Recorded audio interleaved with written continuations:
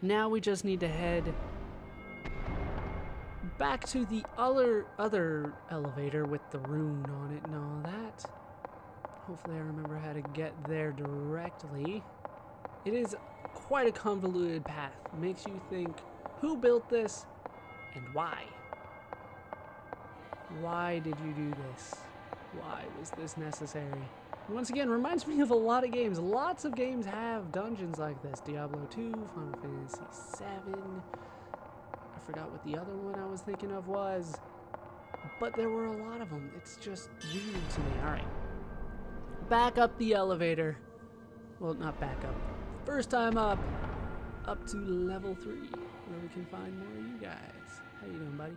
Let's keep going. It's probably around this point that you might want to stop using finish strikes and just let your boost gauge get up to max. I'm going to do that hopefully in this one fight. Don't underestimate me! Almost made it, but for the time being, we will just continue forward and make it to yet another elevator. This area is very straightforward. Very difficult to get lost on a linear path. Oh, just a few more enemies to go. And then we make it to a save point, which is always bad news. Alright, we'll start using my traps again. And that should be it for the enemies before the save point, which I do need to use. Still using Momo for all her EP. Alright, now that we have made it to the save point, though, let's go ahead and check out what we did get an update for in the database. Shouldn't take too long here. Indeed, it is not too long. Just looks like a few locations, and that is it. Alright, we have planet Italia, a small planet affiliated with the Galaxy Federation that serves as a relay point between planets in all directions. Its population is not particularly large, since most people going from one planet to another will pass through Italia at some point. It has more travelers than permanent residents. Its good weather makes it a comfortable place to live, but most of the planet has been zoned off to the resort homes of the rich and powerful. There is a lodging section for visitors, but the rates there are astoundingly high. Most people only visit this planet as a relay point on the UMN transfer column to their destination. So it's a hub planet. Does not sound like a good place to live. Next up we have planet Keltia, a planet neighboring 5th Jerusalem, diameter approximately 21,500 kilometers. Planetary development is said to have taken a mind-numbingly long amount of time, but now it is a rich and varied planet, with 6 billion people living their lives in a vast temperate landscape. Keltia is the home planet of Julia and Chloe, the Seraphim sisters, for whom Captain Matthews has fallen head over heels.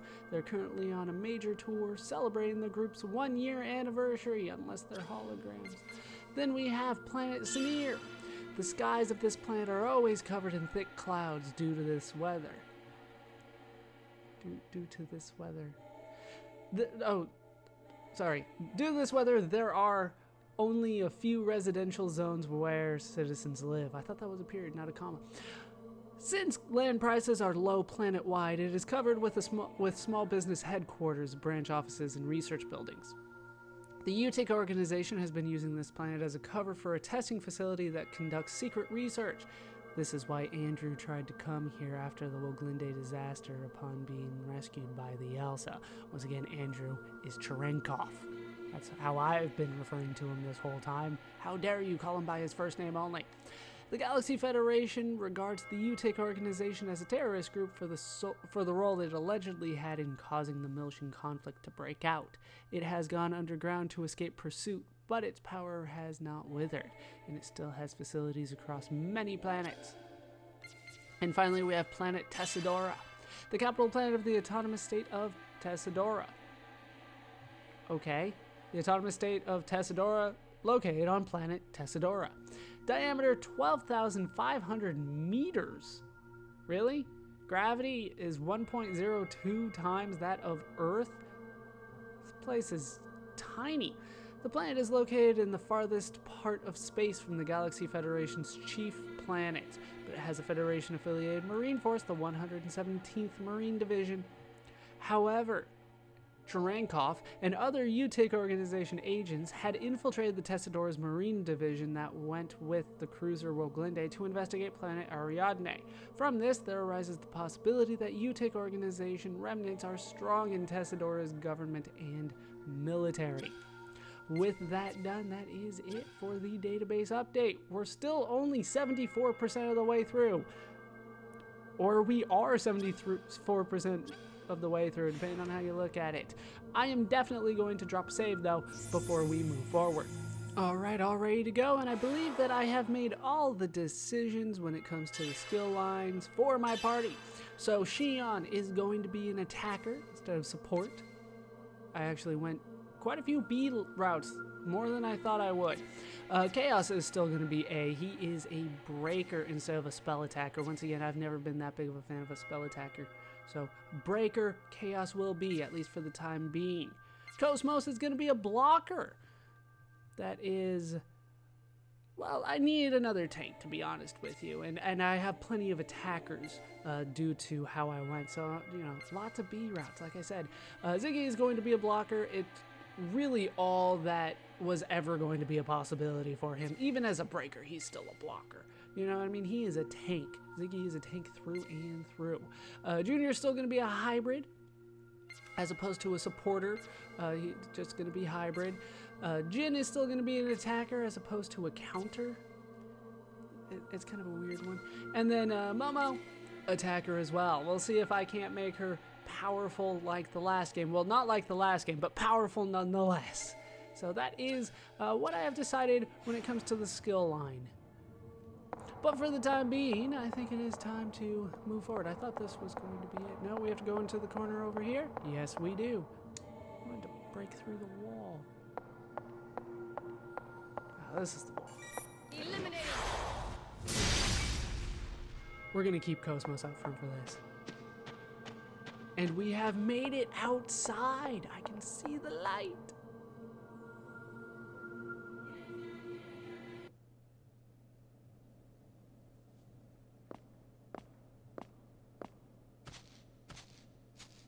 Where are we? Did we come out on the surface? Yes. Did you notice how there are trees and grass? That kind of implies that you're outside. Man, how the hell can something like this be floating out in space? That is a good question. I would normally make fun of you and be like, well, it's a planet, but it's like a little tiny chunk of a planet. How the hell is this floating out in space? This is... Rennes-Le-Château. What's up, Xion? Do you recognize it, Xion?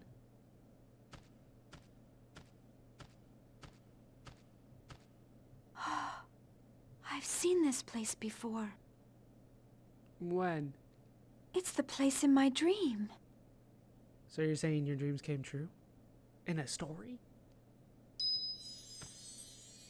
Nephilim? Am I the only one that's kind of weirded out that everything's black and white except for, like, the little Xion in the top right? Nephilim is here, but not...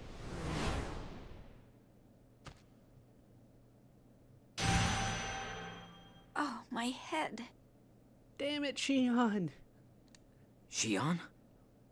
Why is nobody giving her medication for this? Alan, give me the sedatives.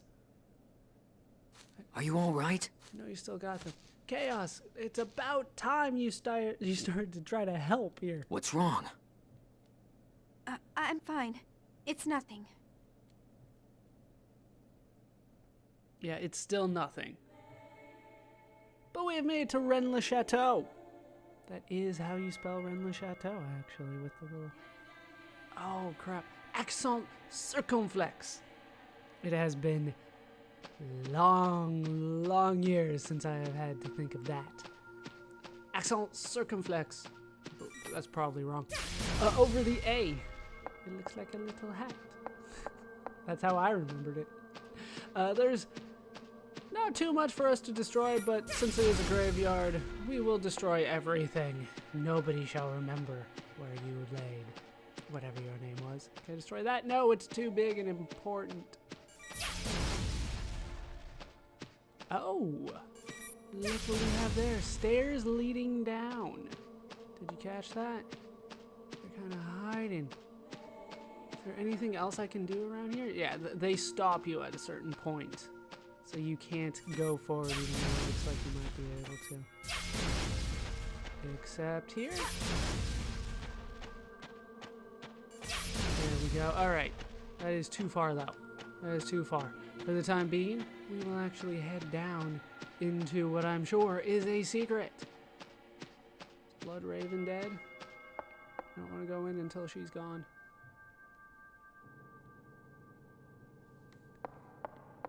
Let's head down here. And here we can find a treasure chest with a Rejuvenator M in it. And that is it. We do get a glimpse of what looks to be some sort of puzzle, but that is all that we can get for the time being.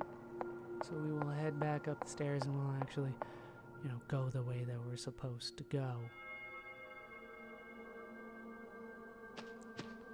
Which is to blow up the rocks to the northeast over here, which I did do. I thought this was the optional one, to be honest with you, but for the time being, this is the way that we're supposed to go. They're very similar. But heading down here looks familiar. And we'll get you a cutscene because it does.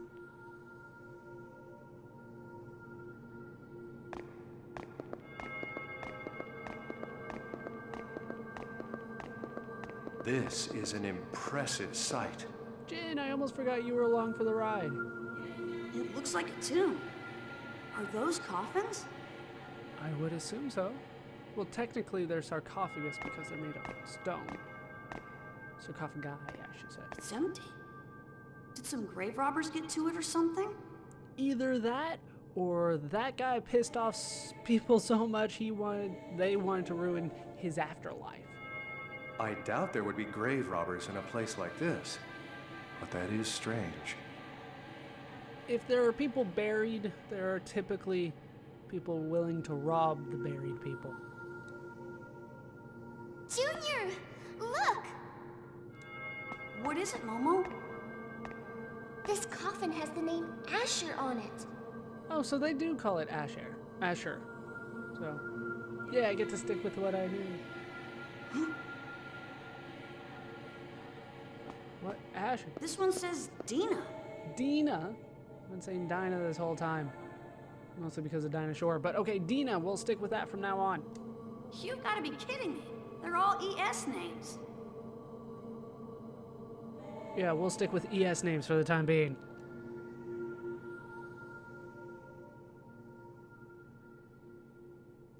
Can I read them? Can I see which one is left over? To see which one was broken here? Was it recently broken? Is that why you're saying it's weird that there would be people robbing these? Unfortunately, they're not going to let us see it. Let's count them now. 1, 2, 3, 4, 5, 6. Yeah, 1, 2, and 3. That adds up to 6. And then 3, 2, 1. So there are 12 here. I wonder if that's an important number. That looks weird to me. All right, we will head over here to the 13th sarcophagus. This is the place from Cosmos' subconscious domain. If you remember from the second game, I believe. But why is it here?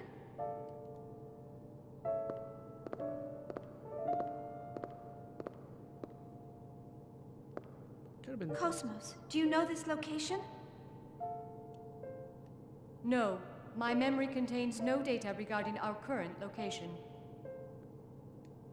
Are there parts of your memory that are password protected even to you? Yeah. You've never been here since you were developed. But you said it was in her subconscious domain. How do we bring her subconscious to her conscious? What does this all mean?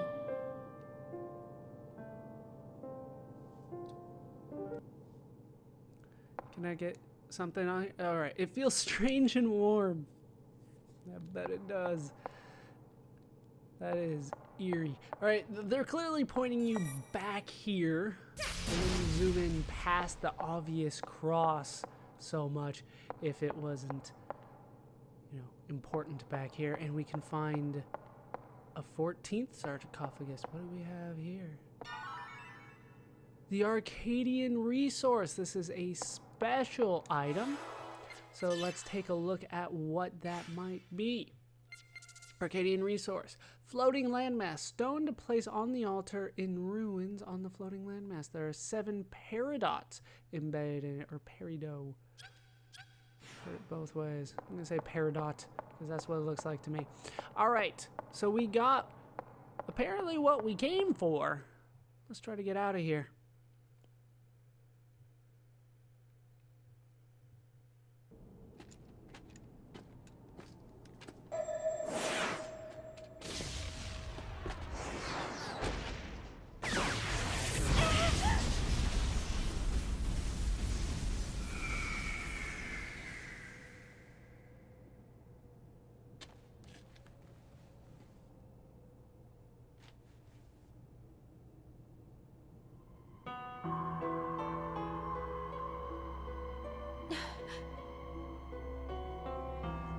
Telos? Why is she here? I am here for the 13th key. The time of awakening has arrived. Wait a minute. What is she? She's Cosmos. So that's the T-weapon? Someone has a twisted sense of humor, making her look exactly like Cosmos.